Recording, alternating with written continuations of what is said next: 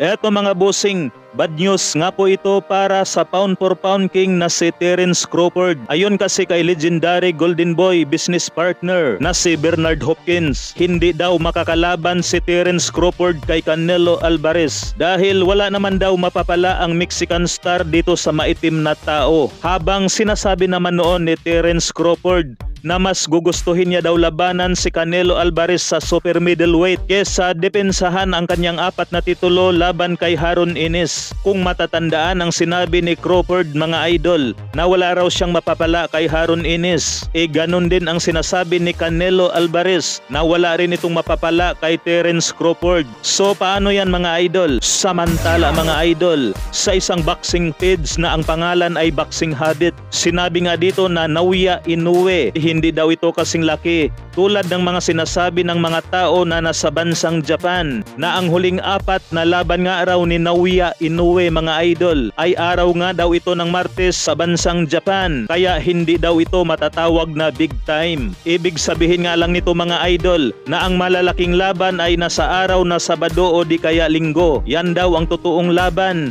para sa mga sikat na boksingero sa buong mundo. Sabay binalanra dito ang litrato ni Naoya Inoue na mukhang basag. So sa ibang bansa ang page na ito mga idol at hindi ito sa Pilipinas. Samantala mga idol, 5 araw na nga lang ang ating hinihintay, salpukan na. Casimero versus Ugoni nagaganapin sa Ariake Arena, Tokyo, Japan. Kaya ito mga idol, palong-palo na naman dito si Cuadro Alas dahil sa sponsor pa lang sa bansang Japan ay nasa 10 milyon ang araw ito mga idol. Hindi pa kasama dito ang bayad ni Cuadro Alas laban kay Ugoni. Kaya napakalaking pera na naman ang kikitain dito ni Cuadro Alas Casimero. 1 million, 1 million, 1 million, 2 million, 3 million, 5 million, 6 million,